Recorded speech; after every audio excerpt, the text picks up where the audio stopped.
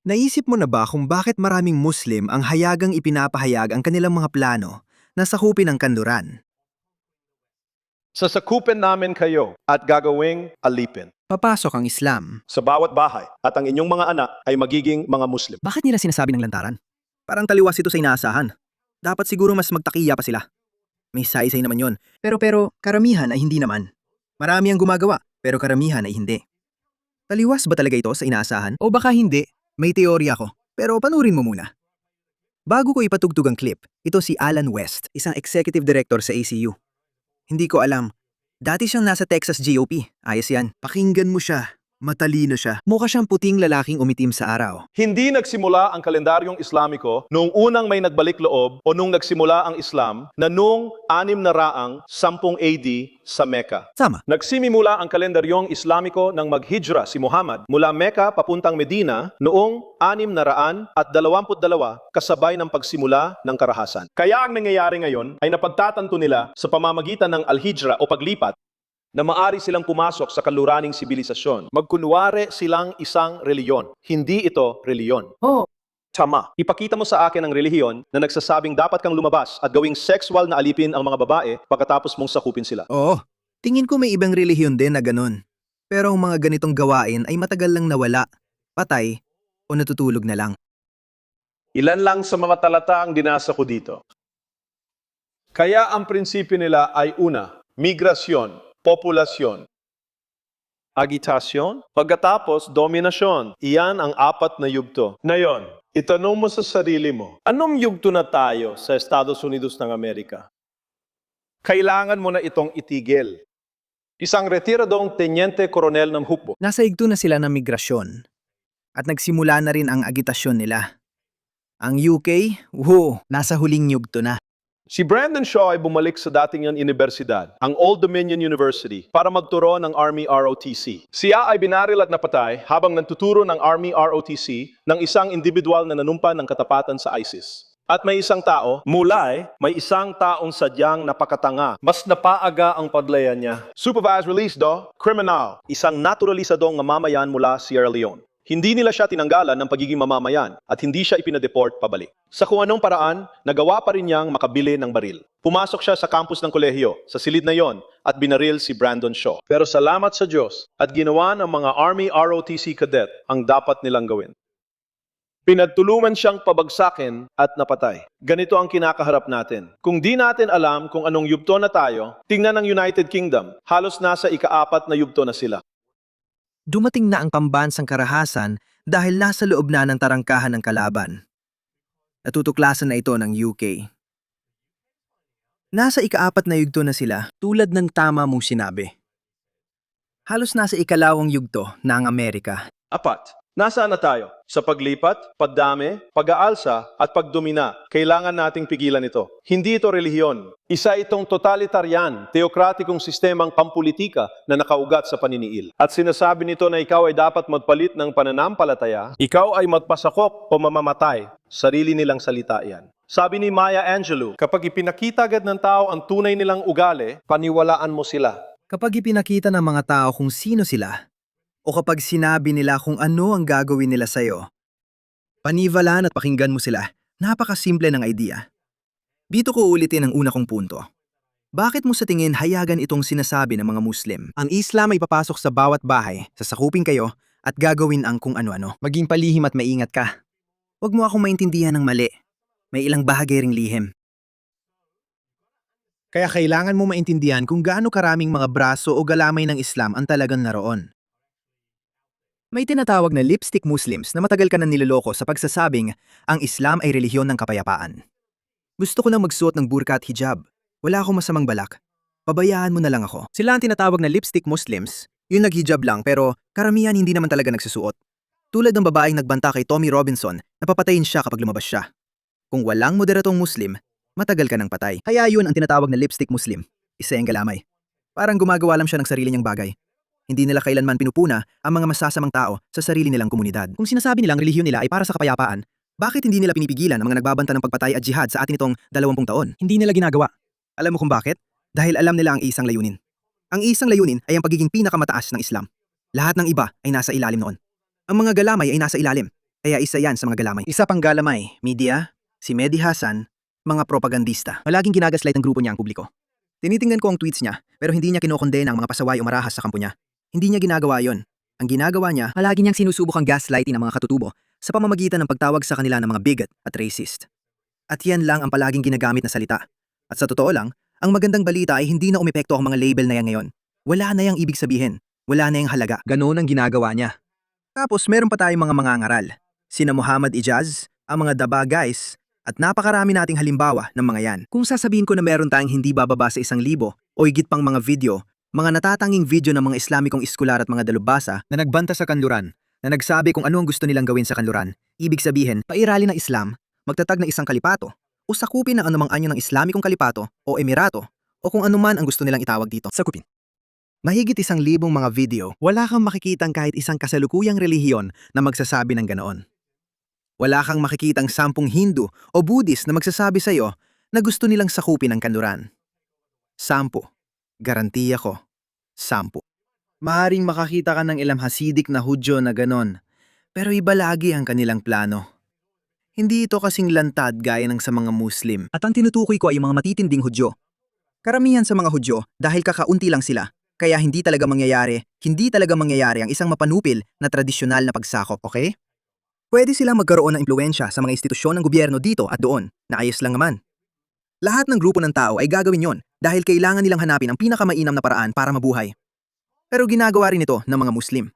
May kalayaan ng mga eskular dahil wala silang pananagutan kanino man. Nakatira sila sa kanluran at pwede nilang sabihin ang kahit anong gusto nila. Dahil ang kanluran, sa ngalan ng multikulturalismo, ay nagpasya nun pa na anuman ang sabihin nila, kailangan natin silang palugurin, bigyan ng kalayaan sa pagsasalita, kahit pa ito ay salungat sa ating kaligtasan. Titiisin na lang natin. Ganyan talaga sa kanluran, kaya alam nila at patuloy silang nagsasabi ng ganito. Isa lang ito sa napakaraming video. Kapag ang mga Muslim ay pumunta at sinakop ang kalapit na bansa, anong ginagawa natin? Pinapatay natin silang lahat. Hindi. Sabi ng propeta, una mong anyayahan silang yakapin ang Islam. Kung tumanggi sila, sabihin mo sa kanila na iniyatas ni Allah na magbayad kayo ng buwis. Kapag may umatake sa inyong bansa, hindi kayo lalaban. Kami mga Muslim ang magtatanggol sa inyo. Subhanallah. Para lang sa ganitong kaliit na halaga? Oo. Kayo'y nag-e-enjoy sa bahay at bansa ninyo, namumuhay ng normal. Pero Sharia ang masusunod, kaya hindi kayo magbubukas ng nightclub. Hindi kayo Kapag sila ang namuno sa bansa kung ninyo, tatanggi sila. Kailangan nating lumaban. At kung lalabanan namin kayo, pagkatapos mahuli namin kayo, magiging alipin namin kayo at kukunin namin ang inyong lupa at kukunin namin ang lupain ninyo dahil tumanggi kayo. Binibigyan ko kayo ng 2 magagandang pagpipilian sa darating na 40-50 taon kapag naging malakas na ang mga Muslim gaya ng nararapat. Gaya ng nararapat. Ito ang plano. Gaya ng sinabi ko, maraming libo-libong video mula sa mga edukadong lalaking Muslim at eskular ng Islam, kaya malaya sila. Ito ang pangalawang galamay ng Islam. Ipalaganap ang mga prinsipyo ng Islam. Jihad, jihad, jihad. Alam kong madalas mo na itong narinig. Pagkatapos, may ikatlong galamay pa ang Islam na siyang kinabibilangan ng mga politiko, mga tulad ni Ilhan Omar. Hindi sila magsasalita ng ganito, kahit na naunawaan nila ang mensahe ng Islam, pero hindi nila ito sasabihin. Alam mo kung bakit? Kasi, alam mo, nagsisinungaling ang mga politiko. Kailangan nilang magsinungaling. Ang tanging mga tao na maririnig mong nagsasabi ng totoo ay yung mga nakakaunawa ng Islam. Hindi ko tinutukoy ang kabilang panig, yung mga laban sa Islam. Ang tinutukoy ko ay yung panig ng Islam. Sila ay mga eskular, mga edukadong tao ang mga ito. Ibinabahagi nila ang plano nila sa'yo. Ang sinasabi ko, pinapayagan ang politiko na oo, makipagkompromiso sa ilan. Hindi pinapayagan, hindi pinapayagan, hindi pinapayagan. Patawarin mo na. Hindi. Maaari Ang po ako politiko, manatili, sir. sinasabi ko sa iyo, alam ko mas maraming tao ang napupukaw kaysa sa issue ng isirata. Ang politiko sa ilang pagkakataon ay dapat. Sinasabi ko sa iyo, kailangan magsinungaling. Kailangan magsinungaling. Nakakita ka na ba ng politiko na hindi nagsisinungaling? Hindi, malamang. Yan Yan mismo mismo ang ang punto ko. Sinasabi ko sa iyo, Sinasabi hindi ko ako sa'yo. malabas dito. Hindi ako Kaya hindi ako makapaniwala. makapaniwala. Nagkakasundo Nagkakasundo talaga talaga tayo. Pero para sa napakasalamat. Magkaibang dahilan. Chef, pareho tayong sang-ayon pero hindi rin magkasundo. Ang sinasabi ko ay dahil ang isang politiko. Hindi kaya kung siya ay magsisinungaling. Kung siya ay magsisinungaling upang protektahan ng Muslim Ummah, upang protektahan ng kanyang bansa, sige, basta. Kita mo yon? Kaya isang mukha ng mga Muslim na nakikita mo, yung mga munting Abdul, Maaring hindi pa nila alam, pero ginagampanan na nila ang papel na ito dahil hanggat pinananatili nila ang kanilang pagkakakilanlan bilang Muslim, bahagi na sila nun. Aktibo man silang nakikilaho o hindi, ipinapakita pa rin nila ang mukha ng Islam. Parang, tingnan mo si Abdul, maayos siya, kasama ko sa trabaho, di naman ako sinasaktan. Na okay naman sa personal na level, maaring mabait siya. Iyan ay tao lang. Sabi nga ni Abdul, pare, ang Islam ay relihiyon ng kapayapaan. Tingnan mo ako, ayos ako, wala akong ginagawang masama. Mahal kita kapatid. At iyan ang isang mukha ng Islam. Iyan ang PR campaign. Ang isa pang mukha, sabi ko. Mga eskular na Muslim at ikatlong galamay, mga politikong Muslim na hindi maaring magsinungaling. Pero ang mga eskular ay hindi maaring magsinungaling. Kaya ang mga eskolar ay nagsasabi ng totoo sa inyo dahil hindi sila maaring magsinungaling.